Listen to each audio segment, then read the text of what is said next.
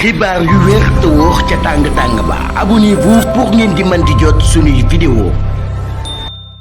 jërë ngeen jëf ci ànd gi ak ñun ci chaîne bii di Buzz 221 HD.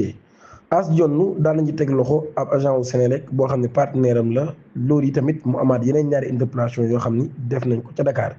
ci commandement général Martin Faye la gendarmerie nationale daan nay réaliser ab nouvelle avancée dans le cadre de l'exécution d'une délégation émise par le juge d'instruction du premier cabinet du tribunal de grande instance de Pikine Guédiawaye ginnaaw jàpp juróom fukk ak ñaareelu suspect bii di As Dione ñeneen ñett nit daan nañ leen di teg loxo ci mbirum Pape Cheikh Diallo bi ak ñi mu àndal loolu kon jamono ji mooy waral interpellation yi ñu ni jàppagul di toll ci 55. Médina ab suspect la ñu teg loxo ay gendarmerie yu nekk en civil wala ay gendarme yu nekk en civil daal di nekk ci ab oto boo xam ni oto bu ñu banaliser la ñu daal di interpeller ab premier suspect bu wuy turu Petit ñu fekk ko ci guddi gi mardi jàpp mercredi ci ab fast food boo xam ne fa la doon liggéeyee ci rue 41 ci Médina moom mi ñu daal koy embarqué ci kanamu waaye juróom bu góor ak ay client am beneen suspect bi aussi ginnaaw ba ci lañ ko daal di jàpp par les enquêteurs le procureur Salif Dicko ak juge d'instruction bi ñoom ñi daal leen di informé ci fait yooyu ci Mbàkke nag ab agent bu Senelec moom mi daal di impliqué ci mbir mi bu baax a baax moom mooy troisième mise en cause bi nga xam ne daan nañ koy teg loxo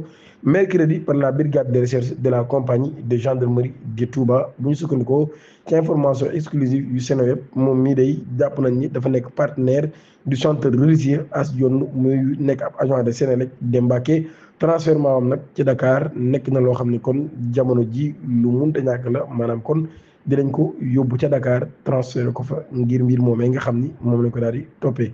ba tey ci loolu yi Malick Gakou di ab ancien ministre daan nay annoncé ab plainte bu mu war a def ca DSC ngir diffamation atteinte à son honorabilité dans l'affaire di Pape Cheikh Diallo.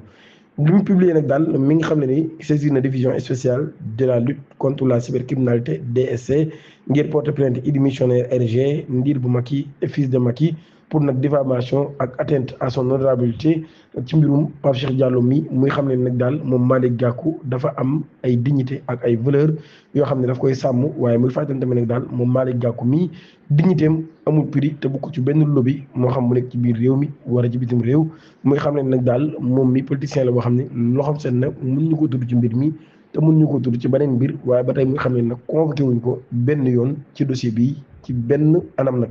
di ñaan ngeen abonné activé notification bi te aimé vidéo bi jërë ngeen